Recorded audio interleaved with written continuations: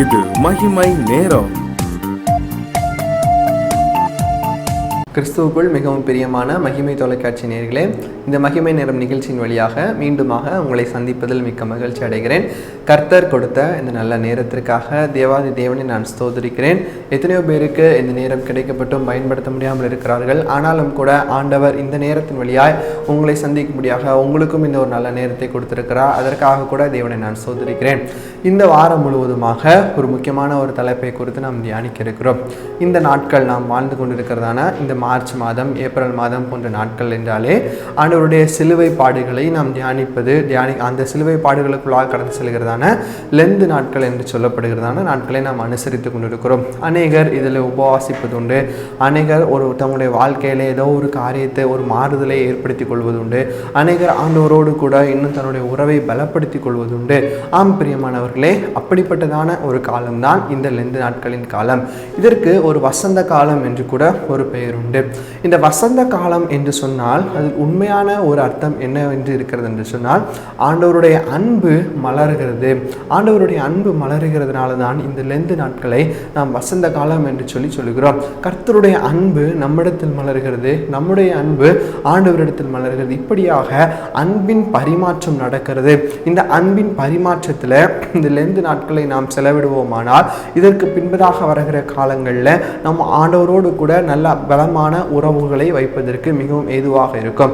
ஆம் பிரியமானவர்களே, இந்த வாரத்திலும் கூட அன்பை குறித்து தான் நாம் தியானிக்க இருக்கிறோம். ஆண்டவர் நம்மேல் எப்படி அன்பு வைத்திருக்கிறார், அந்த அன்பு எப்படி இருக்கிறது, நாம் அதற்கு ஈடாக ஆண்டவரிடத்தில் எப்படி நாம் செலுத்த வேண்டும், என்ன செலுத்த வேண்டும் என்பதை குறித்து நாம் தியானிக்க இருக்கிறோம்.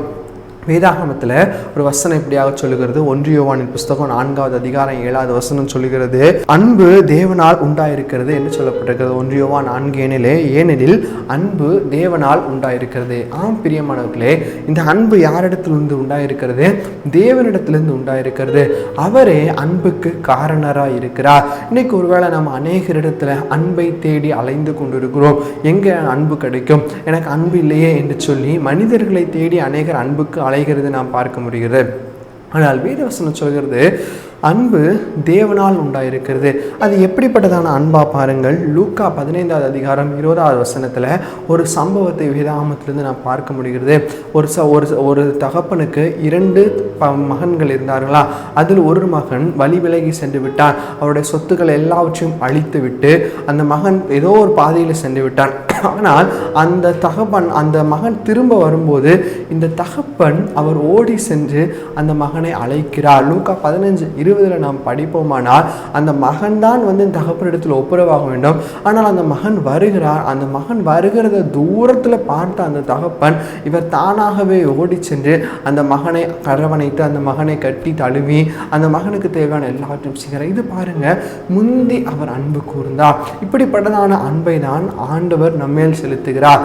நாம் தாயின் கருவில் உருவாக முன்பதாகவே அவர் நம்மை தெரிந்து கொண்டு அப்போதிலிருந்தே ஆண்டவர் இப்படிப்பட்டதான அன்பை நமக்கு கொடுத்திருக்கிறார். அவர் முந்தி நம்மிடத்தில் அன்பு கூர்ந்தபடியால் இப்ப அந்த அன்பை நம்மிடத்தில் எதிர்பார்க்கிறார். ஆம் பிரியமானவர்களே, வேதாகமத்தில் கூட அகாப்பே அன்பு என்று சொல்லி ஒரு அன்பை குறித்து நாம் பார்க்கிறோம். அகாப்பே என்று சொன்னால் அது அன்கண்டிஷனல் லவ். ஒருவேளை சொல்லுவாங்க, அன்பு என்று சொன்னால் இவங்க எனக்கு அன்பு காட்டினா மட்டும்தான் நான் அவங்களுக்கு அன்பு காட்டுவேன் என்று சொல்லி நம்ம எதிர்பார்ப்பது உண்டு. ஆனால் ஆண்டவர் நம்ம இடத்துல எந்த விதமான எதிர்பார்ப்பும் இல்லாமல், எந்த விதமான காரணமும் இல்லாமல் அன்பு செலுத்துகிறார். அதுதான் அன்கண்டிஷனல் லவ். அன்புக்கு 2 விதமான அன்பு, அன்கண்டிஷனல் லவ், கண்டிஷனல் லவ். ஆண்டவர் நம்ம இடத்துல செலுத்துவது அகாப்பே அன்பு. அது எந்த விதமான எதிர்பார்ப்புமின்றி, எந்த விதமான காரணமுமின்றி, எந்த விதமான விதிமுறைகளும் இன்றி ஒரு மியூச்சுவல் ஆண்டவர் நம்ம இடத்துல செலுத்துவதுதான் இந்த அகாப்பே என்று சொல்லி நாம் பார்க்கிறோம். பிரியமான சகோதர சகோதரிகளே, இந்த வசந்த காலத்திலும் கூட இந்த அன்பின் பரிமாற்றம் ஒரு கிறிஸ்தவனுடைய வாழ்க்கையில மிகவும் அவசியமானதாக இருக்கிறது. ஆண்டவர் நம்மிடத்திலே அன்பு கூறுகிறார். ஆனால் அந்த அன்பை நாம் ஏற்றுக்கொள்கிறோமா, அந்த அன்பிற்கு நம்மை நாமே அர்ப்பணிக்கிறோமா, அந்த அன்புக்கு நாம் கீழ்ப்படுகிறோமா என்பதை யோசித்து பார்க்க வேண்டும். ஆண்டவராய் இயேசு கிறிஸ்து நம்மிடத்திலே செலுத்துகிறதான அன்பு இது ஒப்பில்லாத அன்பாய் காணப்படுகிறது. இதற்கு ஈடு இணை எதுவுமே இல்லை. வேத வசனம் சொல்கிறது, ஒருவன் தன் ஜீவனை கொடுக்கிற அன்பிலும் வேறு அன்பு எதுவுமே இல்லை, பெரிதான அன்பு எதுவுமே இருக்காது சொல்லப்பட்டிருக்கு. அப்படிப்பட்டதான ஒரு ஜீவனை கொடுக்கிறதான அன்பு ஆண்டவர் நம்மையில் வைத்திருக்கிற அன்பு. இந்த அன்புக்கு ஈடு இணை எதுவும் இல்லை பிரியமானவர்களே. இந்த வாரத்திலும் கூட இந்த அன்பை ஆண்டவர் எப்படிப்பட்டதான அன்பை நம்மையில் வைத்திருக்கிறார், அந்த அன்புக்கு நாம் என்ன செய்ய போகிறோம் என்பதை குறித்து தான் நாம் தியானிக்க இருக்கிறோம்.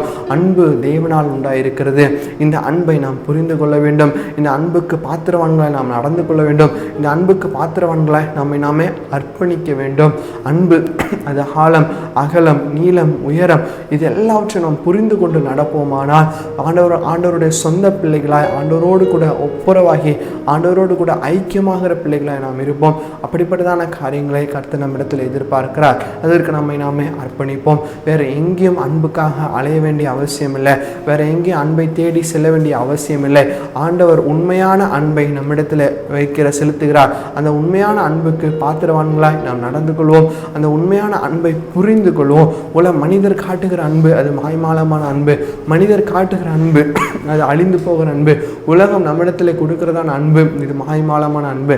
ஆனால் கர்த்தர் கொடுக்கிறதான அன்போ அது நித்திய அன்பு, அது அழியாத அன்பு, அது உண்மையான அன்பு. இன்னைக்கு அந்த அன்பை யார் புரிந்து கொள்வார்களோ, அந்த உறவை யார் புரிந்து கொள்வார்களோ, உலகத்தின் பாவத்திற்கும் உலகத்தின் இச்சைக்கு நோக்கி ஓட மாட்டார்கள். இன்றைக்கி ஒருவேளை நாம் அப்படி சென்று கொண்டிருப்போம். ஆனால் ஆண்டவருடைய அன்பை புரிந்து கொள்வோம். ஆண்டவரிடத்தில் நாம் கேட்போம், ஆண்டவரே உங்களுடைய அன்பை புரிந்து கொள்ள எனக்கு கிருபை தாங்க என்று சொல்லி கேட்போம். அப்படியே கண்களை மூடி நாம் ஜெபிப்போம். ஏசப்பா, அன்புள்ள ஏசப்பா, இந்த நேரத்தில் கூட உம்மை நோக்கி பார்க்க கர்த்தர் நீர் கொடுத்த கிருபைக்காக உமக்கு நன்றி ஆண்டவரே. அப்பா, உங்களுடைய அன்பை குறித்து தியானிக்க நீர் எங்களுக்கு கொடுத்த கிருபைக்காக உமக்கு நன்றி. உங்களுடைய அன்பு ஆண்டவரே ஏசப்பா, நாங்கள் புரிந்து கொண்டு உங்களுடைய அன்பிற்கு நாங்கள் பாத்திரவான்களாக நடக்க நீர் எங்களுக்கு கிருபை செய்யுங்க. நீங்கள் முந்தி எங்களிடத்தில் அன்பு கூர்ந்தபடியாக ஆண்டவரே ஏசப்பா, அதை நாங்கள் புரிந்து செயல்பட கிருபை தாருங்க. இதை கேட்டுக்கொண்டிருக்கிற ஒவ்வொரு அன்பான சகோதர சகோதரிகளும் ஆண்டவரே ஏசப்பா, உங்களுடைய அன்புக்கு ஆண்டவரே ஏசப்பா நாங்களை அர்ப்பணிக்க நீர் கிருபை செய்யும்படியாக ஜெபிக்கிறோம். உமக்கு துதிக்கான மகிமை ஏறெடுக்கிறோம். இயேசு இன்ப நாமத்தில் வேண்டுகிறோம் எங்கள் ஜெபங்களும் நல்ல பிதாவே. ஆமென், ஆமென்.